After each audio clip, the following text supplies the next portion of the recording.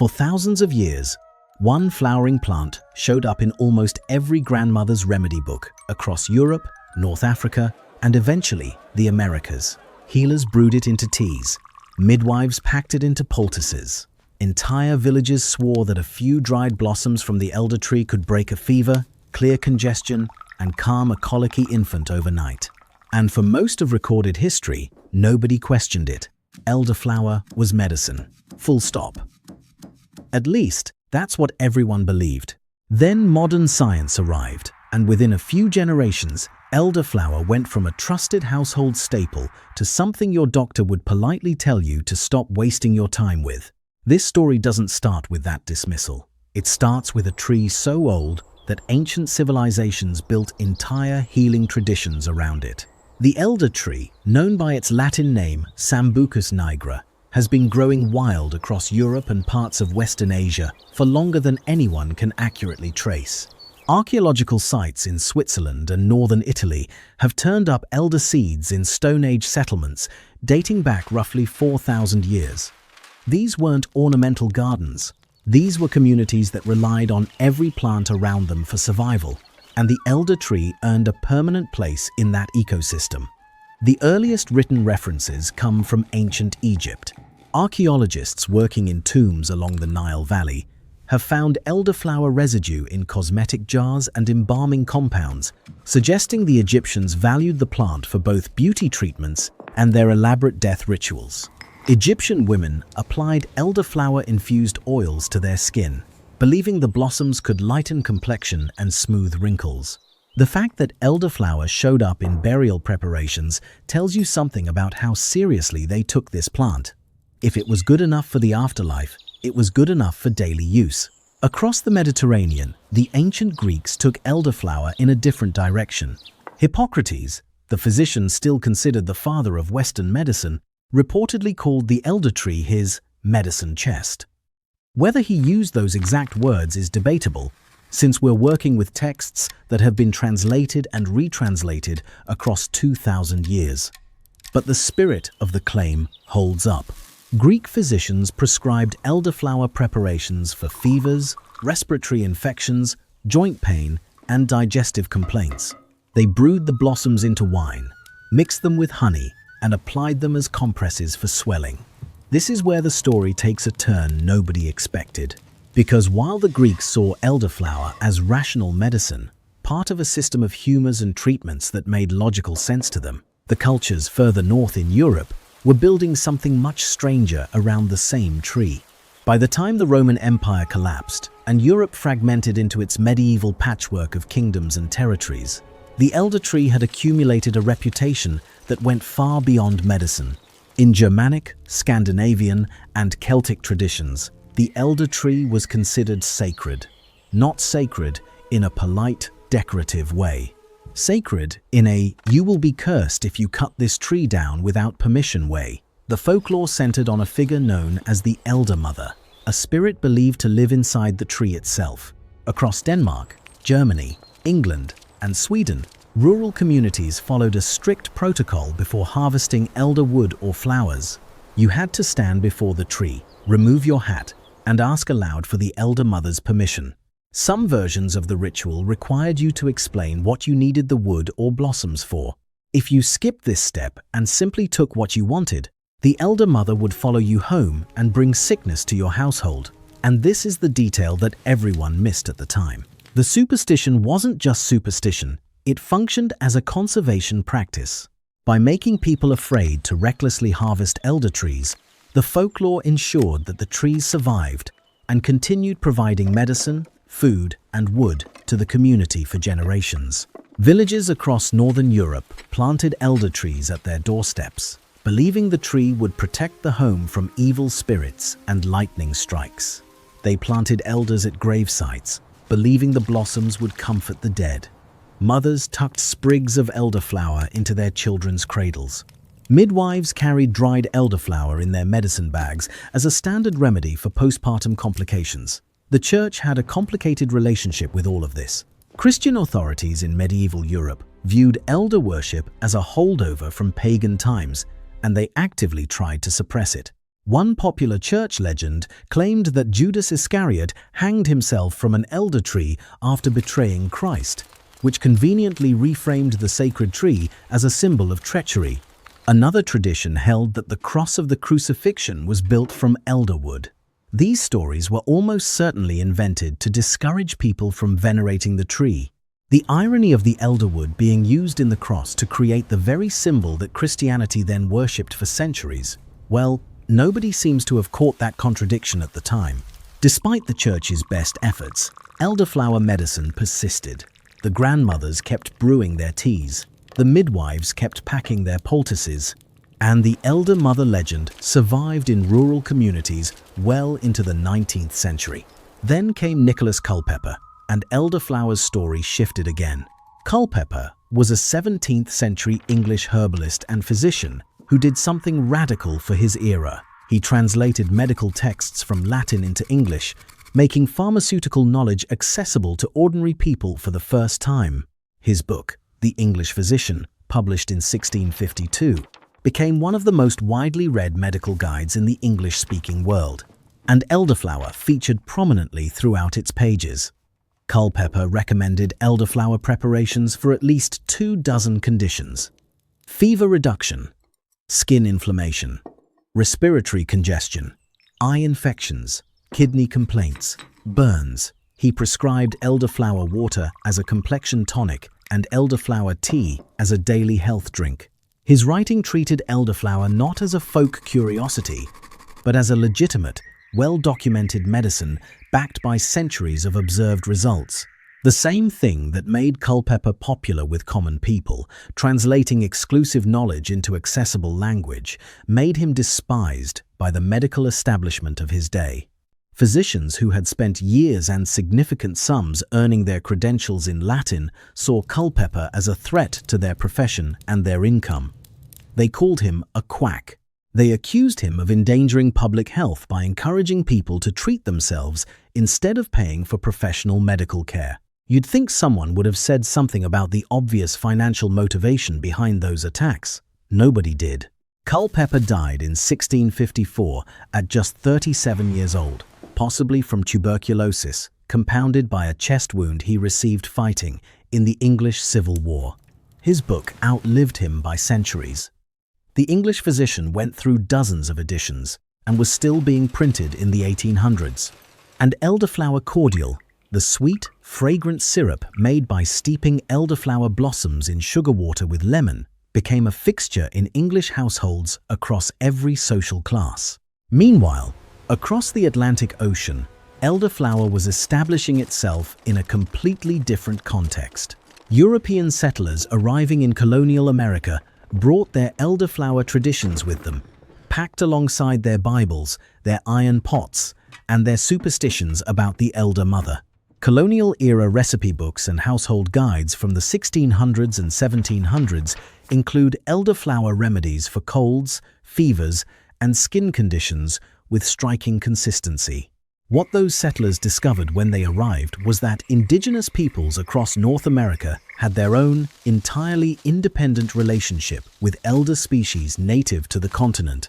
The Sambucus canadensis, the American elderberry, grew wild across the eastern half of the continent, and Native American communities had been using its flowers and berries for medicinal purposes for generations before European contact. Cherokee healers used elderflower tea for fevers. Iroquois communities used elder bark preparations for pain relief. Choctaw traditions included elderberry preparations for digestive complaints. This parallel development is significant. Two completely separate medical traditions, separated by an ocean and thousands of years of independent cultural evolution, arrived at essentially the same conclusion about the same genus of plant. That's not coincidence. That's convergent evidence. And then elderflower made the one decision that changed everything. Well, elderflower didn't make a decision. People did. Specifically, the people building the modern pharmaceutical industry in the late 1800s and early 1900s made a decision, and elderflower was on the losing side of it. The discovery of aspirin in 1897 changed medicine overnight. Here was a standardized, mass-producible compound that could reduce fever and pain with predictable, measurable results. Antibiotics followed in the 1920s and 30s, and suddenly, the medical profession had tools that genuinely outperformed traditional remedies for specific, acute conditions. For a while, things actually seemed fine for elderflower. It continued to exist alongside modern pharmaceuticals in many households, especially in rural communities where access to doctors and pharmacies remained limited. Grandmothers in the English countryside, in Appalachian hollers, in Scandinavian farmhouses, kept brewing their elderflower tea and making their cordials.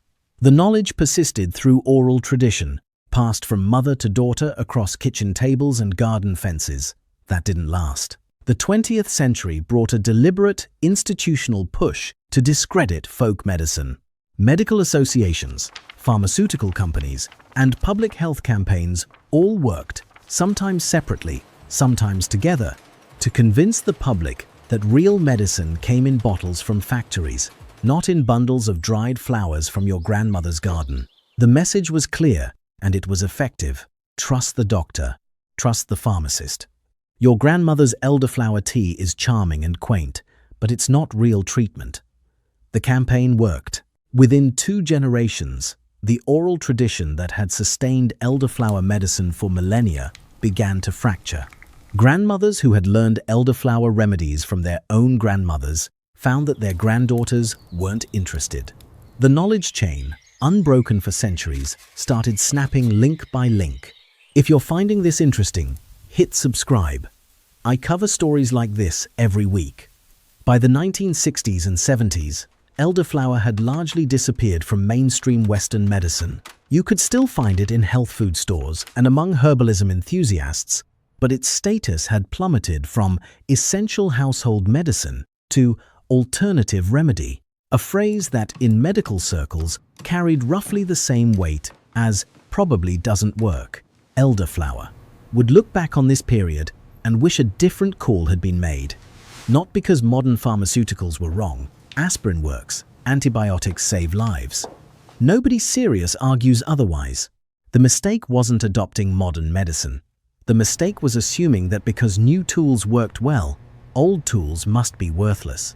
Because here's what was happening in laboratories while elderflower was being dismissed in doctors' offices. Researchers, mostly in Europe, had started analyzing the actual chemical composition of elderflower and elderberry, and what they found was not what the medical establishment expected.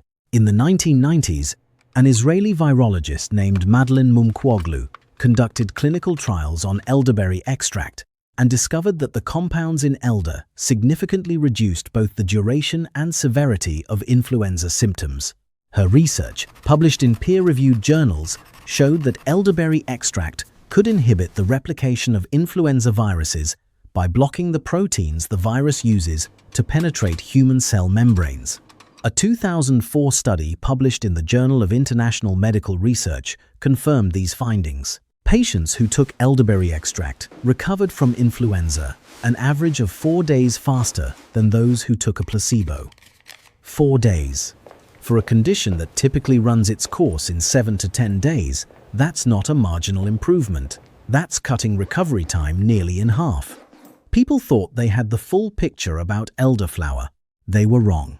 Subsequent research revealed that elderflower and elderberry contain high concentrations of flavonoids, particularly quercetin and rutin, both of which have demonstrated anti-inflammatory properties in laboratory settings. Studies found antioxidant levels in elderberry that rivaled or exceeded those of blueberries and cranberries. Research into elderflower's traditional use as a fever reducer found that the blossoms contain compounds that promote sweating, a mechanism that genuinely helps the body regulate temperature during infection. 300 years after Nicholas Culpeper wrote about elderflower's fever-reducing properties in plain English and got called a quack for it, laboratory research was confirming exactly what he described. So yeah, not great for the people who spent 3 centuries insisting he was wrong. A 2009 study from the University of Graz in Austria examined elderflower extracts and found significant anti-inflammatory activity comparable to certain over-the-counter medications. Researchers at institutions across Germany, Denmark, and the United Kingdom published papers throughout the 2000s and 2010s validating various traditional uses of elderflower preparations. The scientific community, slowly and sometimes reluctantly, was arriving at a conclusion that rural grandmothers across 3 continents had reached centuries earlier through simple observation and kitchen experimentation. This wasn't just about elderflower anymore. The rehabilitation of elderflower became part of a larger reckoning within the scientific community about the value of traditional knowledge. Ethnobotanists, researchers who study how human cultures use plants, began arguing that folk remedies represented an enormous, largely untapped dataset of pharmacological information. Every grandmother's recipe was, in a sense, the endpoint of a centuries-long clinical trial conducted across entire populations. The modern elderflower revival reflects this tension perfectly. Walk into any upscale cocktail bar in London, New York, or Copenhagen today, and you'll probably find elderflower cordial on the drinks menu. Saint-Germain, the French elderflower liqueur, launched in 2007, helped make elderflower a fashionable ingredient in the craft cocktail movement. Elderflower-flavored sparkling water, elderflower tea, elderflower skincare products, they're everywhere now. The commercialization is a double-edged situation. On one side, it's brought elderflower back into public consciousness after decades of decline. On the other, there's something uncomfortable about watching a remedy that sustained poor and rural communities for centuries get repackaged as a luxury product for wealthy urban consumers. The grandmothers who kept this knowledge alive weren't charging $23 for an artisanal elderflower cocktail. They were picking blossoms from the tree in their yard and brewing tea for a sick neighbor. That gap between the commercial elderflower industry and the folk tradition it grew from raises a question that goes beyond botany and into ethics. Who owns traditional knowledge? When a pharmaceutical company patents a compound derived from a plant that indigenous healers used for centuries, who benefits? When a spirits brand builds a multi-million-dollar business on a recipe that was common property in English villages for 300 years, is that innovation or extraction? These questions don't have easy answers, and the elderflower story doesn't resolve them neatly. What the elderflower story does resolve, though, is the question of whether those grandmothers were right. They were. Not about everything. Not about the elder mother living inside the tree. Not about elderflower curing every ailment that walked through the door, but about the fundamental claim that elderflower had real, measurable medicinal value. The grandmothers were ahead of the laboratory by centuries. The elder tree still grows wild across Europe, Western Asia, and North America. It blooms in late spring and early summer, producing those distinctive flat clusters of tiny white flowers that smell like honey and cut grass. In rural communities from England to Appalachia to Scandinavia, some families still pick the blossoms and make cordial the way their grandmothers taught them. The tradition is thinner now than it was a century ago, but it hasn't disappeared completely. The real question isn't whether elderflower works. Science settled that. The real question is how many other grandmother remedies are sitting in the same position elderflower was in 50 years ago, dismissed by mainstream medicine, waiting for someone to run the clinical trial that proves what kitchen tables already knew. Anyway, that's the story of elderflower. YouTube thinks you'll like this video, so click it. And if you made it to the end, subscribe.